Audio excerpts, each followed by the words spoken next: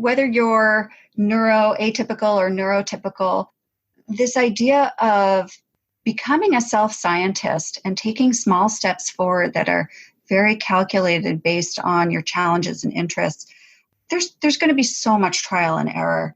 And just knowing that we're going to need to do a lot of pivoting because some experiments work and some don't is such a helpful mindset.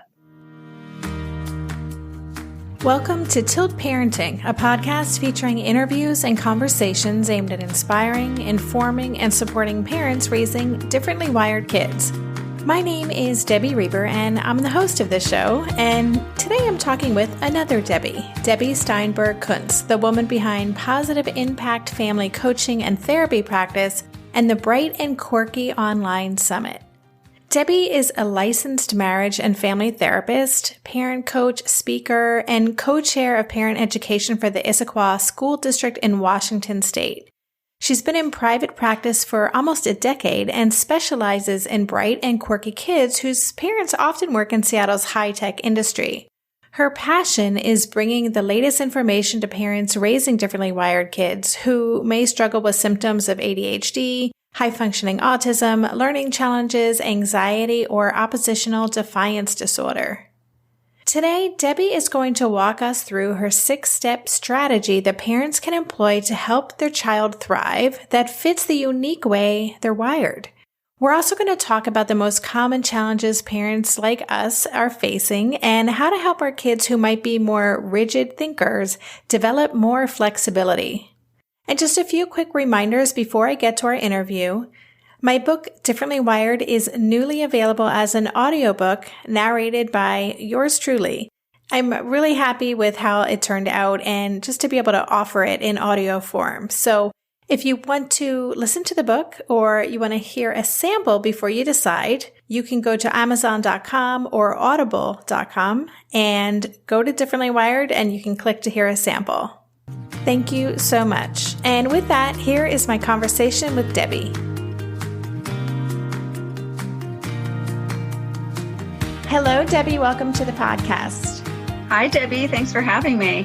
Yeah, we're the two Debbies, D&D in the 2E space, but I'm happy to be doing this. We were just saying that you're usually the one behind the interviewing chair. So how does this feel, being on the other end of this?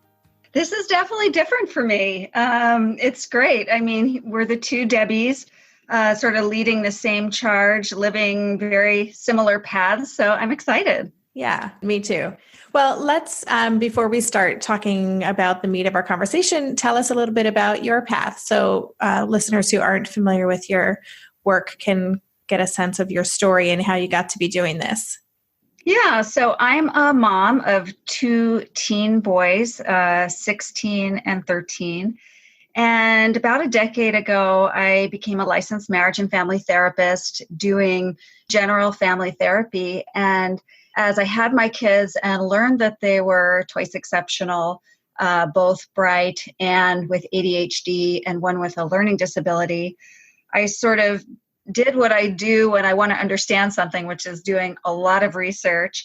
And as I did the research to get more familiar with how to help my own kids, I kind of became known in the Seattle area as a therapist who understands 2E and sort of built my practice on it. And then saw individual clients, kids, parents, couples, right here in Seattle, we've got companies like Microsoft and Amazon and no shortage of bright and quirky people. And I love working with this population. Ended up having a couple of parent support groups. And then I used to be in high tech and I thought maybe I could take these groups online and started researching, doing some online 2E parent groups, started talking to the experts who many who you have interviewed, who I just have learned so much from. And all of them wanted to participate. This was last spring. And so it turned into a virtual summit called the Bright and Quirky Child Summit that ended up going viral. And I was just shocked at how many people there are in the world who are craving this information about twice exceptional kids and how few resources there are out there, not just in the US, but all over. So, and that's how I learned about your work also. And I was really happy to learn about all the amazing work that you're doing. Yeah, I was sad that our paths hadn't crossed while I was living in Seattle. And then when I was there this summer, we didn't get a chance to meet. But yeah, I really like your approach and your voice and vision for the work that you do, even down to your website. It's just so beautiful. So I think I really like the way that you've entered this space, and it's such a great value for parents like me. So thank you for doing this work. Thank you. So I'm curious to know, I didn't prepare you for this question.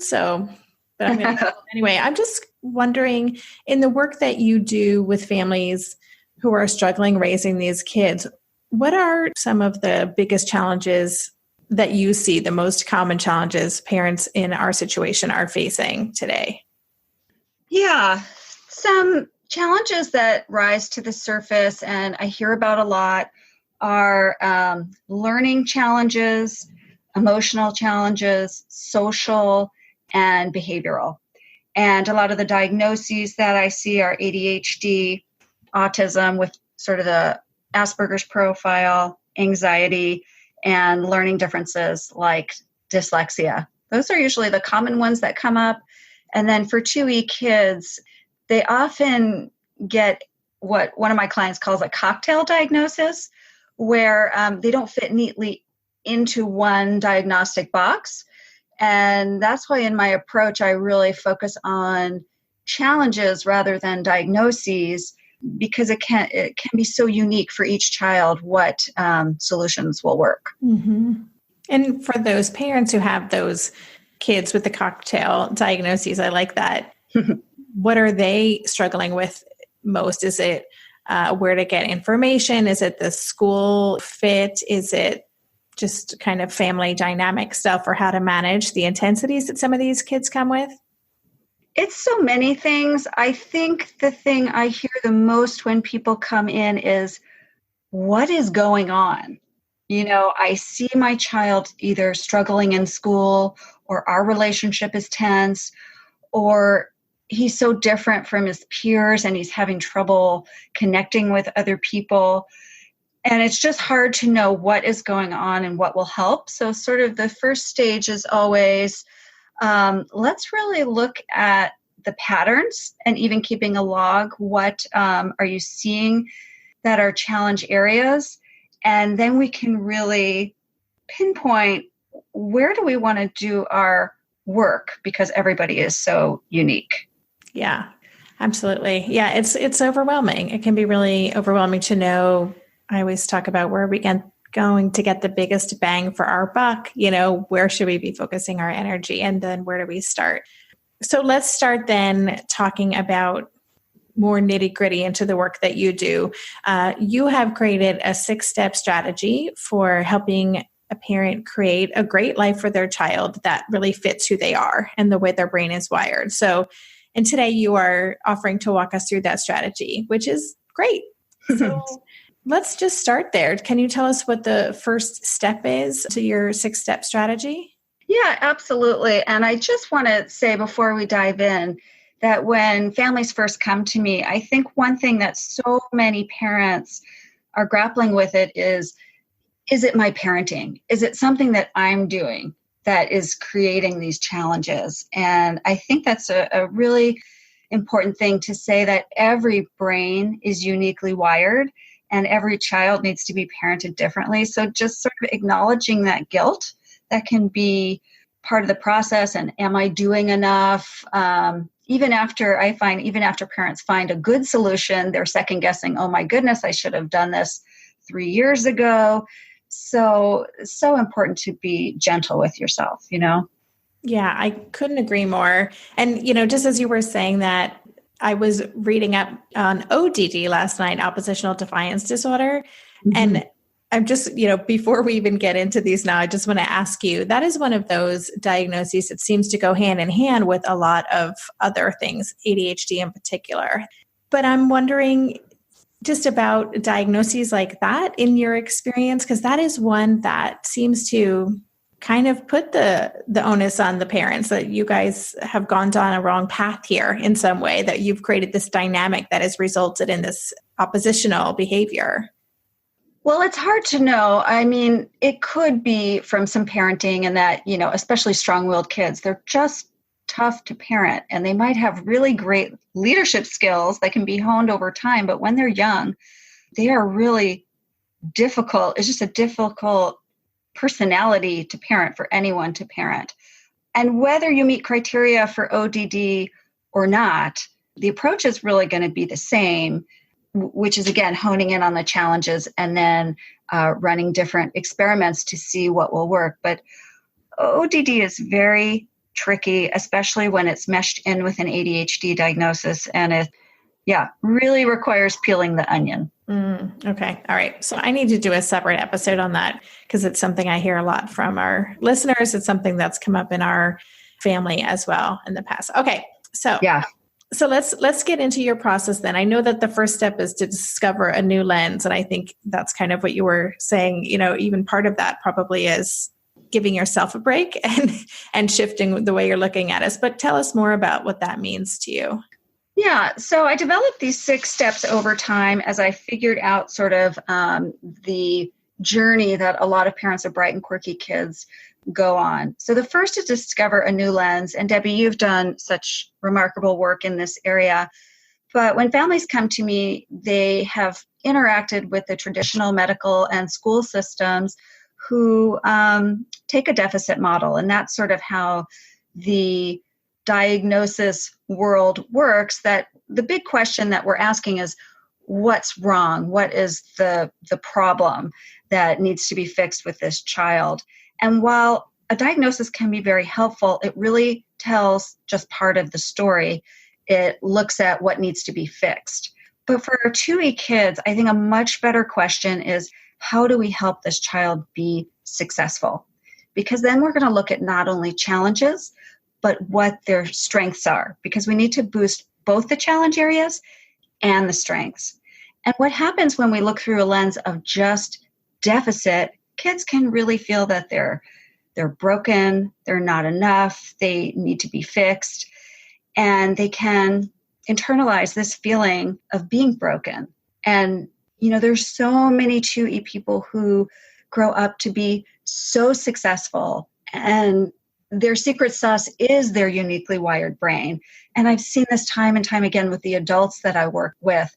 So really taking a whole child approach and looking through a lens of, how do we create a beautiful life for your child that works for the way his brain is wired, for me is a much more effective and helpful approach than looking just at what challenges need to be fixed. Yeah, I mean, I think that it's such an important shift, and I agree, it's where we need to start.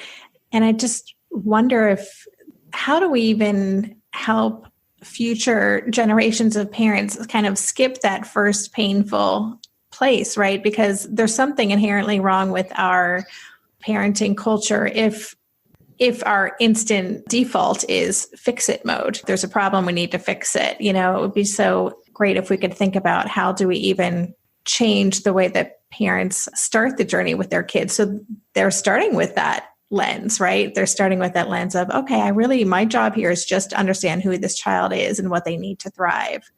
I think what happens is you're looking for solutions at school, maybe with a psychologist or doctor, and they are set up, with the best of intentions to try to pinpoint what's wrong and remediate it. But we start using this language and we get sort of in this web of deficit mode because that's the way things have been for a very long time. And then with this birth of positive psychology where, now we're truly looking at mental health, not just mental illness or, what the deficits are, it is a huge shift. And I think it's a conversation that, through doing things like this, we can start to move the needle. Mm-hmm.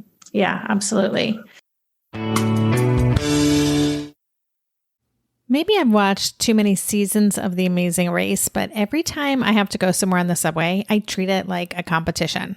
It's all about making the right gut decisions about which route will get me there the fastest. Sometimes those decisions get me where I'm going early, and other times my gambles don't really pay off. Probiotics can't help with most gut decisions, but if your gut needs a little support, Ritual has your back. Their Synbiotic Plus, a 3-in-1 supplement, has clinically studied prebiotics, probiotics, and a postbiotic to support a balanced gut microbiome. I've been using Synbiotic Plus for about 6 months now, and it's become a core part of my morning routine. I take the mini capsule every morning while making my way through my inbox, whether I'm at home or I'm on the road, because it doesn't need to be refrigerated. And the capsule itself is delayed released, which helps it survive the harsh conditions of the upper GI tract for delivery to the colon, and that's exactly where we want it to go. Ritual invested in a study modeling the human colon, which showed that Synbiotic Plus significantly increased microbial diversity and the growth of beneficial bacteria. There's no more shame in your gut game. Synbiotic Plus and Ritual are here to celebrate, not hide your insides. Get 25% off your first month for a limited time at ritual.com/tilt. Start Ritual or add Synbiotic Plus to your subscription today. That's ritual.com/tilt for 25% off. During this month of planning and organization for big transitions, rhythms and routines have been absolutely essential for our physical and emotional well-being. So Green Chef nights are reliably and predictably a good night. We know the ingredients will be fresh and prepped, the instructions easy to follow, and the meal delicious. We're all still talking about last week's turkey tacos with mango chimichurri sauce, refried beans, and Monterey Jack cheese. Green Chef contributes to a healthy lifestyle with easy and delicious menus like fresh seasonal salads and grain bowls, and with over 80 weekly meal and market options, plus rotating options to suit a variety of lifestyles, whether Mediterranean, plant-based, calorie-smart, keto, protein-packed, gluten-free. There are always plenty of options to choose from. Whatever you select, you'll get farm-fresh ingredients, organic whole fruits and veggies, and premium proteins, all delivered straight to your door. I love those 4 words. Straight to my door. Oh, and one more thing I love about Green Chef, they have an app, which means it's easy to manage meal preferences and delivery from your phone if you want to. And I, for one, want to. I am in that mode where I'm making the most of little moments like waiting in line at the pharmacy or for the F train to pull into the station to tackle all of those to-dos. So the convenience of an app is key for me. Green Chef has a special offer for Tilt listeners. Go to greenchef.com/tilt50 and use code TILT50 to get 50% off plus 20% off your next 2 months. That's 50% off plus 20% off your next 2 months when you use the code TILT50 at greenchef.com/tilt50. So the next step then is to identify the challenges, because we do need to know where kids are getting kind of hung up. So tell us more about that. Absolutely. So there's a saying that goes, a problem well stated is half solved. And I completely agree with that. So the second step here is to make a list of your child's challenges. And it can be really helpful to keep a log, even just in the notes of your phone, and start to look at patterns. What's happening? What are you seeing? What sort of feedback are you getting from teachers, relatives, friends? As I said, the 4 areas that come up a lot are in learning, social interaction, emotional regulation, and behavior. And a really important point in this step is to ask your child. I think a lot of times in the diagnostic process, we don't get the child's opinion. So if we can ask, when everything's calm, maybe in the car or a trip to Starbucks, say, I noticed that, when I volunteer at school, you're sitting alone at the lunch table. Or I noticed that it's really hard for you to engage with your homework. Or I notice when you get upset, it's really hard to calm down. What's up? And to really involve your child as a team member collaborating in identifying the challenges is really important. And are we looking for a list of categories of challenges or really specific situations that trip our kids up? Really specific. And an easy way to get at it could be, okay, tonight when you go to sleep, we're going to wave a magic wand. And when you wake up, things are going to be much easier. What's different? And then list, Yeah, list really specifically what are the things that are just really stressful, really, Ned Hollowell calls it, what are you bad at? Let's just put it out there. We're all good at stuff and bad at stuff. What are the things that you're bad at? And this list can be not only about your child, but about yourself. Where are you getting triggered? Yeah. Is it around grades? Is it about homework not getting done? Is it about the food they're eating? Looking at our own triggers is a really important part of this. That may be a longer list, in fact. Right. Exactly. Speaking from personal experience. Okay. So then once we've identified the challenges in detail, what's the next step? The next step is to identify your child's strengths and interests. And this can be a really new step for a lot of families because of the traditional system we've been talking about. But with the 2E adults that are thriving, that I've worked with, they usually find their groove when they focus on something that they enjoy and they're good at. So pouring energy into strengths and interests is an absolutely vital part of the journey. So here we can make another list, what your child's interested in, what they enjoy doing at school or out of school, what they like to talk about, what they're good at. And, if you have a child who they just haven't identified real strengths and interests, then you could really go on a journey of exposing them to things, going to the museum, going sledding, checking out a sample class. In our family, we said, you need to always be doing some sort of sport and an instrument, because my kids are very musical. I don't care what sport it is. I don't care what instrument it is, or maybe even another after-school class. But we've always made trying things for enrichment not optional. Okay, great. And again, the goal of this, and I would imagine that these strengths and interests change. Maybe the strengths don't change so much, but the interests would certainly change over time. So it's important to kind of refresh this list from time to time. Absolutely. And what I hear from a lot of parents is, well, it's all about video games. Interest is, 24/7 about video games. And what I would say to that is, you can take that interest and springboard it into, let's say, a drawing class to draw video game figures, or playing in the park, acting out Minecraft. There's a lot of different ways you can extend an interest. Mm-hmm. Yes, absolutely. Okay. So tell me what step 4 is, because this is something I'm not familiar with and I'm very curious. Okay. Step 4 is discovering Kaizen. And Kaizen is a Japanese term, and it's the process of continuous improvement through small steps. So I've worked with families for a long time, and I think what is really challenging is when we read a parenting book or we seek help from a professional, often the next steps are vague. They're murky. So we really want to hone in on what is a tiny step you can take to move the needle forward. And lasting change really happens with tiny steps, much more than large sweeping steps. So you've got your list of challenges, you've got your list of strengths and interests, and now we want to think about what small steps we could take to boost the challenges and also boost the strengths and interests. And in our summit that's coming up, I did an interview with Colin Diedrich, who's just an amazing guy. His story is about LD to PhD, how he had severe learning differences and ended up with a PhD. And he really talks about how taking small steps has really helped him. And this sort of brings us into step 5, which is running an experiment. And his whole secret sauce is trial and error, and getting really comfortable with the idea that failure is part of the journey. Whether you're neuroatypical or neurotypical, this idea of becoming a self-scientist and taking small steps forward that are very calculated based on your challenges and interests, there's going to be so much trial and error.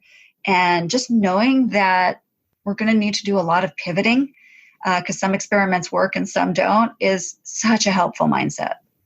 So Absolutely. And now I'm thinking of the Friends episode where Ross says pivot like 30 times in a row, but I do love that word. I think it's something we need to do with our kids a lot.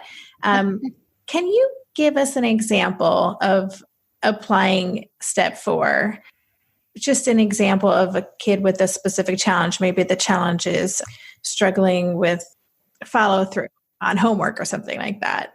Or you go ahead. You give us an example. I just want to know how to kind of apply that process of that continuous improvement through small steps to a specific challenge and strength. Yeah, absolutely. So I'll talk about my son, Jack. He was having trouble sort of initiating with his homework, getting started on homework. And in general, getting homework done was very difficult. And if we focus just on getting homework done, that's too vague. So we really had to look at what part of getting homework done is really hard. And when we looked at it, we looked at the patterns. It's the getting started part of homework. And he realized it is really hard to get focused on getting started. So we sort of brainstormed, okay, what small steps could we take and run different experiments to see what would happen? And he tried different things. And the one that really worked was when it's hard to focus, to get his heartbeat up. And he would go out in the driveway and shoot hoops. He also tried jumping jacks, running down the hall a few times, and it worked. So what a valuable lesson to say, when I'm having trouble getting focused, I need to go get my heart rate up. And now that's sort of in his repertoire. That's great. So when you're thinking then for that step 5, running an experiment and doing this trial and error, I'm just curious, even with this example, was this something that he came up with on his own? Are you going online or reading articles to see what other people do to support this? How do you kind of brainstorm those ideas? There's all different kinds of ways. I find learning from other parents can be so important, researching online. Now, there's a deeper story here. So what we did was we were working with a private executive function coach, and she had lots of good ideas. And, my poor kids, they're being parented by a therapist. And one day Jack just said, hold on, enough. I'm tired of people working on me. I want to try it my way. He was just sort of done with it. He said, I want to do it my own way. And I said, okay, let's run this like an experiment. Let's take the next 30 days. Let's give it a try your way. And he said, great. And he started to experiment with a lot of the tools that we had been talking about, with shooting hoops, with setting a timer and doing something called a Pomodoro, where you set it for 25 minutes and then give yourself 3 minutes of fun after your 25-minute chunk. He was doing Pomodoros, he was doing the driveway stuff, and I can't remember what else he tried. But when he decided that he was going to be his own self-scientist, it was a huge shift. And he was 12 at the time, and I'm so glad he did that. It was a really important shift for us. Yeah, I bet. I'm just wondering what advice you might have for parents who are listening, who are thinking, I love this idea, this trial and error, but my kid has such a fixed mindset. They really struggle with failure. They are perfectionists. It's really hard to move the needle. So, because what you're really talking about is having more of a growth mindset, right? And learning how to be bad at things and figuring out what works best for you. So any tips for parents whose kids are really, really fixed mindset, and even running an experiment might seem like mission impossible? Right. I think really naming it as flexibility, that, we need to run some experiments on flexibility. And I did an interview with Rachel Bussman from the Child Mind Institute in the upcoming summit, and she talks about this probably much better than I'm going to recap it.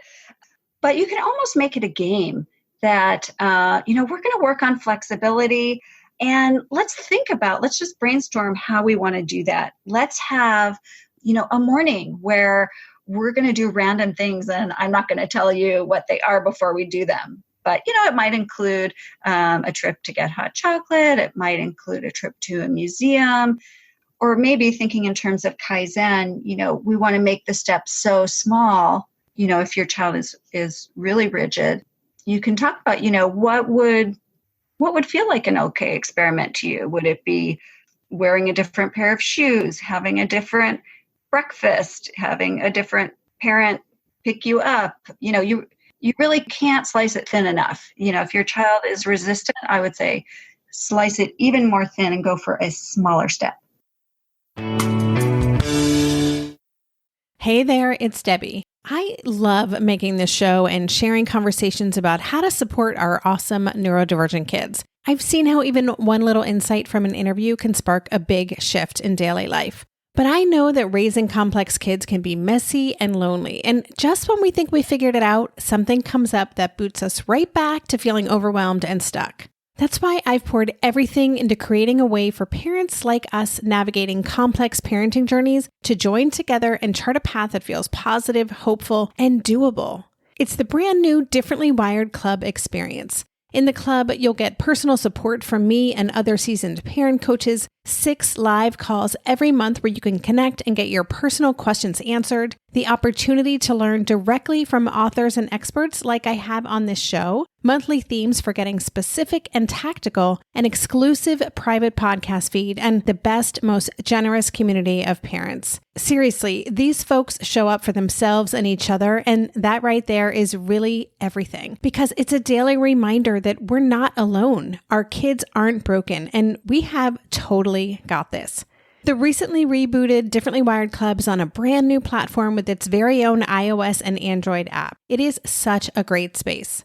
However you learn, whatever your style, no matter the ages, genders, and neurodivergent profile of your children, the Differently Wired Club can help you cultivate the positive shifts you're hoping for.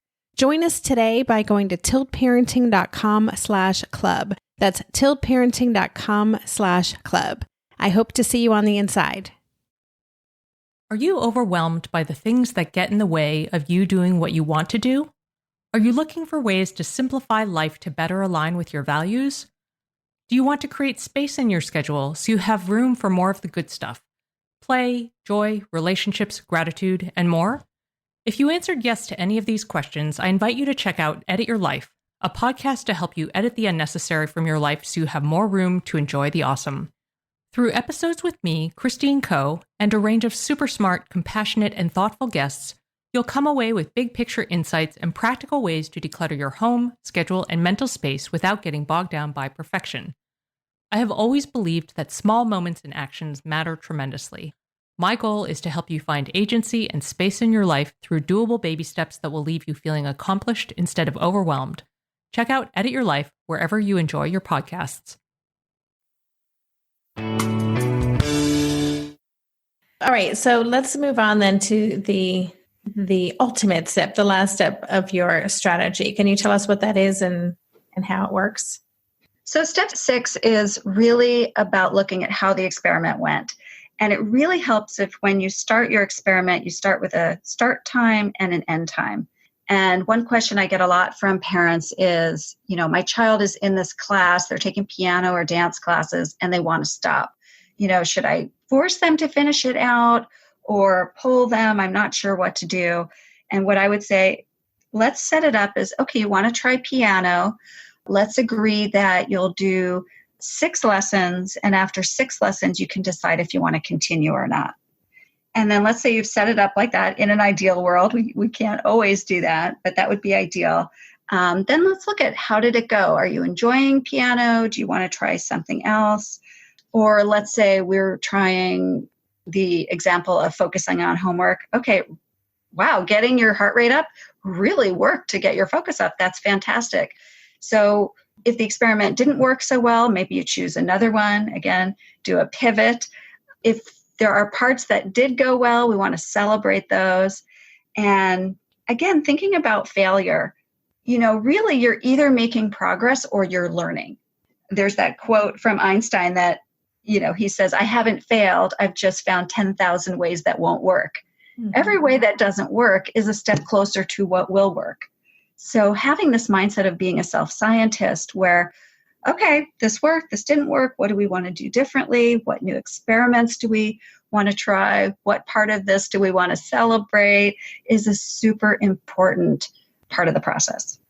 Makes total sense. And so if we look at this as a whole process, as these 6 steps, is this something that the parents that you work with, that it's kind of an ongoing thing? So we have to go back to step 1, or sometimes just to remind ourselves of that new lens, or we need to go back and refresh our challenges list. Like, how do we put this into practice in everyday life? I would say this is really a way of life. It's a self-hacking lifestyle that, I've heard from so many successful 2E adults that they came upon this naturally. They said, my brain works differently than other people in the world, and I don't know where to go to figure out how to get the manual for how my brain works. So I'm going to have to figure it out on my own. So this is a framework that takes what they have done sort of organically that a child can learn to use as a way of thinking about their life. So yes, you can sort of formally revisit the steps. Absolutely. I think we sort of do that every quarter, just sort of taking stock. How are things going? And, really anybody can benefit from looking at what am I strong at? What am I interested in? How do I want to develop? And where do I need to get help with what I'm not good at? And it's just sort of a self-scientist way of life. Mm-hmm. Yeah, makes sense. And I agree that we can all benefit from doing this. I mean, I feel like I've learned so much about my own process for productivity, like how I actually work in the world, my own emotional regulation strategies. Like that is all learning that's come because of who Asher is. So it's fun for the whole family. It is. And I think one thing that I name for families that might be helpful is when your kids are young, you organically come up with a way of doing things that might not necessarily be the best way of doing things because either it's hard to get out the door or there's too much headbutting. So to just name that, hey, we can sit down and have conversations about the morning routine is tough. How, and it just sort of came to be organically that way. Let's look at it and see what points of that routine we want to be different. Is it hanging up the towel that's hard? Is it getting up from the table after breakfast that's hard? Like we can just turn the microscope on what we want to tweak to make it go smoother. And that's a thing. And we can do it and make life easier. Now you have teenagers. So I'm just wondering, is there a point when our kids reach a certain age in adolescence where they're, in your experience, less interested in doing this kind of work or having these kinds of meetings with us? Well, I think what happens if you're using this way of thinking is that the child over time internalizes it. So I would say with my 16-year-old, we very rarely have these conversations, but he speaks this way now. He took a big step this year. He's driving. He's doing part-time running start. So he's doing sort of half high school, half college. And I'll say, hey, I noticed you have this one grade that's pretty low. What are you thinking about that? And he came back and he said, well, I really looked at it and I need to be getting in bed earlier. I need to be doing my homework in between classes and not late at night. And he initiated the conversation about at what points he needs to do a pivot. And I have to say, I was really proud of him that wow, okay, he's been listening and has now internalized that as a way of thinking about himself. Yeah, I mean, I think that's the goal. That's amazing. That's inspirational for me to hear, and I'm sure for many listeners. So something to work towards. Very cool. And then I think also being transparent as an adult and narrating what is difficult. I still do that, putting on a huge summit. We've had lots of challenges. And so there's a lot of dinner time conversation about, I thought it would work this way. It's not working this way. I need to pivot. What do you guys think? And, being vulnerable that, hey, at any age, we're thinking about things this way. Yeah, that's a great reminder. Okay, so you've mentioned the summit a couple times. I'm familiar with it. I've participated in it and am again. And can you just take a few minutes to tell listeners about the Bright and Quirky Summit and what they can expect? Yeah, absolutely. So on January 28th, our Bright and Quirky Child Online Summit is going to begin. It's absolutely free and it goes for 7 days. We've got 28 speakers. Oh, wait, no, we have 30 speakers. And it's really the who's who from the fields of giftedness, ADHD, autism, anxiety, learning differences. And my goal is to give parents really usable strategies and insights from the leaders in the fields to really help move the needle for their child, help do all the things that we've been talking about. Just interviewing these people, I don't know if you ever feel this way, but my heart just gets so full and I feel so grateful that there's so many experts that just want to help and have so much great information to share. So that's my hope, that we can connect parents no matter where they live in the world with this great information. And I will just say, yes, I feel that way on a regular basis. And you do have a great lineup and you're a great interviewer too. I know that it's a lot of pressure, I think, sometimes to be interviewing these super high profile thought leaders, Temple Grandin, and these people. So I think you do a fantastic job of really bringing out just kind of fresh, fascinating information from them. So that starts on January 28th, listeners. Yes, I will have links in the show notes pages. So definitely check that out. And is there anything else that you wanted to share with us before we sign off, Debbie? I know you've got one thing you're brewing on. Do you want to give us a little sneak peek of what you're working on? Yes, absolutely. So we've got the summit, and I think it's going to be really informative. And then we've got something new in the works, which is based on what families are telling me that they want and how I work with families. We're calling it the Bright and Quirky Idea Lab. And in the Idea Lab, people can do Q&A with the experts. They can do online breakout sessions with other parents. And really, it is a place to learn this self-scientist lifestyle and how to sort of embody and live and practice this process of experimentation, because really what works for one TUI child doesn't necessarily work for the next one.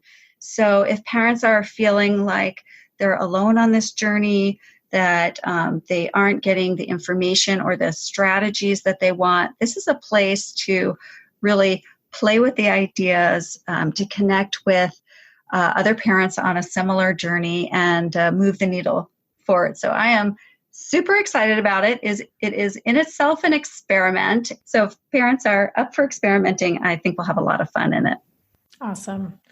Well, listen, Debbie, thank you so much. This has been really insightful for me and given me lots of food for thought, even that I can apply as soon as we get off this call. So thank you for sharing. Thanks for the work that you do for this community. And thanks for coming by the podcast. Oh, thanks, Debbie. I'm grateful for the work that you do. I like being part of a 2Debbie team on the 2E battlefront. So thanks so much. I really appreciate it. You've been listening to the Tilt Parenting Podcast. For the show notes for this episode, visit tiltparenting.com/podcast and search for this conversation. If you like what you heard on today's episode, I would be grateful if you could take a minute to head over to Apple Podcasts and leave a rating or a review. Thank you so much for helping us stay visible so people who would benefit from the show can easily find it. If you want to support the show and help me cover the cost of production, please consider joining my Patreon campaign. To support the show, just visit patreon.com/tiltparenting. Lastly, if you aren't already part of the online community at Tilt, I invite you to sign up at tiltparenting.com on the box in the bottom where it says Join the Revolution. Every Thursday, I send out a short email with a quick note from me, a link to that week's podcast episode, and links to 5 stories from the news that week that are relevant to parents like us. Again, you can sign up and learn more about Tilt at www.tiltparenting.com. Hey, are you a parent of a teenager? Are you feeling overwhelmed about how to be what they need while also holding limits and boundaries that keep them safe? Are you tired of conversations that negate how messy this season of parenting is? Well, I've got you. My name is Casey O'Rourke. I am a positive discipline trainer, parent coach, and the host of the Joyful Courage podcast. Every week, I come to you with an interview digging into tough topics with experts I trust and solo shows that go deep into the personal growth and mindset needed to raise teens in a way that grows them into confident, capable young people. I am not afraid of getting real about the intersection of conscious parenting and the teen years, while also bringing in vulnerability, humor, and lightness. I'm walking the path with you and honored to serve. Listen to Joyful Courage on Apple Podcasts, Spotify, or wherever you consume podcasts.